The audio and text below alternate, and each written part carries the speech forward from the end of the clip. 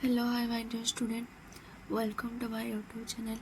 आज आम डिस्कसन करवा क्लास 11 बायोलॉजी गोटे बहुत important topic cell the unit of life. तो सेल कौन, सेल विषय आज आम जाना। सेल हूँ the building block of all living organism. आमर जिते भी सब लिविंग ऑर्गेनिज्म अच्छा तार बिल्डिंग ब्लॉक कौन ना सेल। तो ताहले जहाँ पाखे कौन सेल नथो आम लिविंग बोली कहीपर ना, जहाँ पाखे सेल नथो लिविंग कहीपर ना। तो ये आम सेल हिस्ट्री विषय गोटे बहुत सुंदर गप मध्यम बुझा। 1665 इंग्लैंड किंग थे चार्ल्स टू। से जड़े साइंटिस्ट क्रिस्टोफर को ऑर्डर देले कौन ना माइक्रोस्कोपिकल स्टैटिस्टिक विषय स्टडी करने। क्रिस्टोफर से समय जड़े ओल्ड साइंटिस्ट थे एवं से कौन कले ना से एक कामटी जड़े यंग साइंटिस्ट को देवाई चाहिए। एवं से यंग साइंटिस्ट जनक किए से यंग साइंटिस्ट जनक होती रॉबर्ट हुक। रॉबर्ट हुक कौन कले ना रॉबर्ट हुक माइक्रोस्कोपिकल स्टैटिस्टिक विषय स्टडी करने लगी पड़े। तो सी स्टडी करू सी कौन कले गोटे सेल्फ डिजाइन माइक्रोस्कोप से डिस्कवर कले। एवं से ही माइक्रोस्कोप रे से कौन देखिए कौन कले कौन करू करू से सेल पाईगले। तो माइक्रोस्कोपिकल स्टैटिस्टिक विषय डिस्कवरी स्टडी कर से सेल आसला कौटू ना से कौन कले दिने ना जो बोटल कर्क थाए मैंने गोटे थीन कर्क रोटे थीन कर्क को लेकिन कौन कले से माइक्रोस्कोप देखिले। एवं से माइक्रोस्कोप कौन देखा पाइले से किसी हनीकॉम्ब लाइक स्ट्रक्चर से देखा पाइले।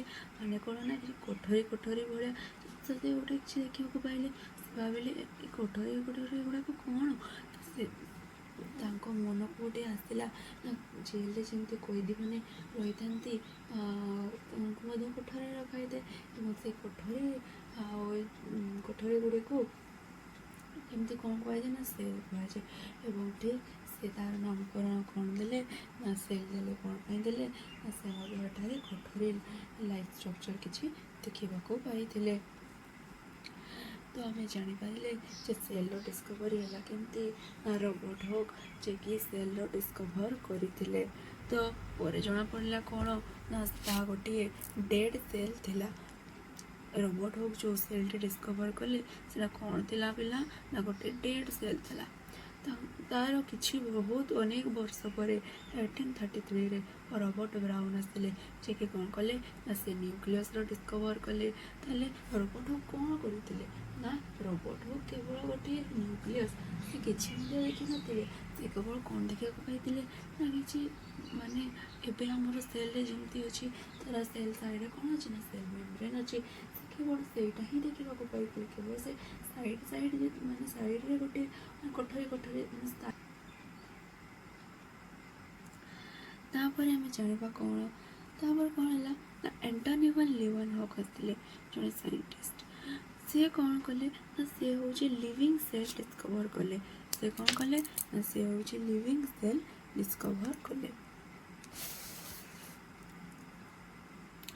एबे आम जाना सेल थ्योरी विषय। सेल थ्योरी रे कौन कौन सब अच्छी कौन अच्छे आम जाना ना 1838 रे मैथियस कैल्विन जे कि जड़े जर्मान बोटानिस्ट माने कौन ना से प्लांट विषय स्टडी कर। तो से कौन कहले ना से कहले all plants are made up of cell. से जेहेतु प्लांट विषय स्टडी कर से प्लांट कथा ही कहे से कौन कहले आमर जिते भी सब प्लांट गुड़िक अच्छी सब प्लांट गुड़िक सेल रू तैयारी होली से कहले। तो तापरे जड़े सांग थे 1839 से जड़े थियोडोर स्वान जे कि जड़े जर्मान जुओलॉजिस्ट से आसिले। से कौन कहले ना all animals are made up of cell.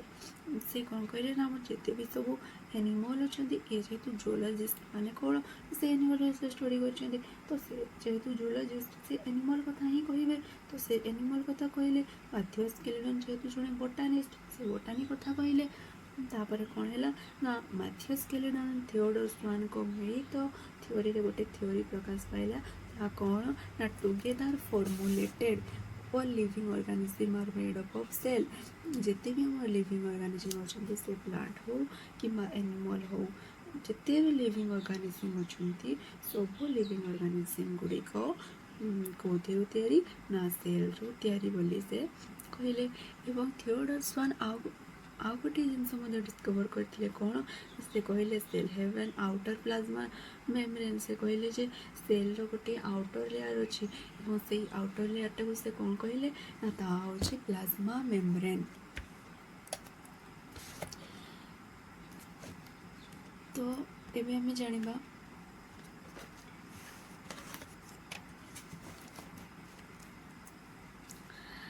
1855 ରୁଡ୍ଲଫ୍ ବର୍ଚୁ ଆସିଲେ।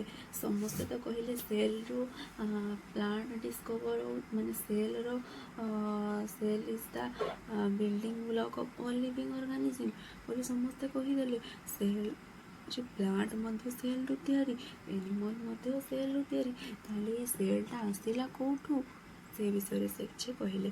ତ ସେ କହିଲେ କ'ଣ ନା every cell formulated from preexisting cell. ଆମର ଯେତେ ବି ସବୁ ସେଲ୍ ଅଛି ସବୁ ସେଲ୍ ଗୁଡ଼ିକ କେଉଁଠୁ ତିଆରି ହେଉଛି ନା ପ୍ରି ଏକ୍ଜିଷ୍ଟିଂ ସେଲ୍। ମାନେ କ'ଣ ନା ତା'ର ପୂର୍ବବର୍ତ୍ତୀ ସେଲ୍ରୁ ତିଆରି ହେଉଛି। ମାନେ ଗୋଟିଏ ସେଲ୍ ଅଛି, ସେଇ ସେଲ୍ଟି ଡିଭାଇଡ଼୍ ହେଇକି କ'ଣ ହେଉଛି ନା ଆହୁରି ବହୁତ ସାରା ସେଲ୍ ହେଉଛି ଏବଂ ସେଇ ସେଲ୍ ଗୁଡ଼ିକ ଡିଭାଇଡ଼୍ ହେଇକି ଆହୁରି ବହୁତ ସାରା ସେଲ୍ ହେଉଛି। ସେ କ'ଣ କହିଲେ ନା every cell formulated from preexisting cell. ମାନେ କ'ଣ ନା ଅମ୍ନି ସେଲୁଲାର ଇ ସେଲୁଲାର। ତାର ଅମ୍ନି ସେଲୁଲାର ଇ ସେଲୁଲାର ମାନେ ହେଉଛି every cell formulated from preexisting cell. ଆଶା କରୁଛି ଆଜି ମୁଁ ଯେତିକି ପଢ଼େଇଲି ସମସ୍ତେ ବୁଝିପାରିଥିବ।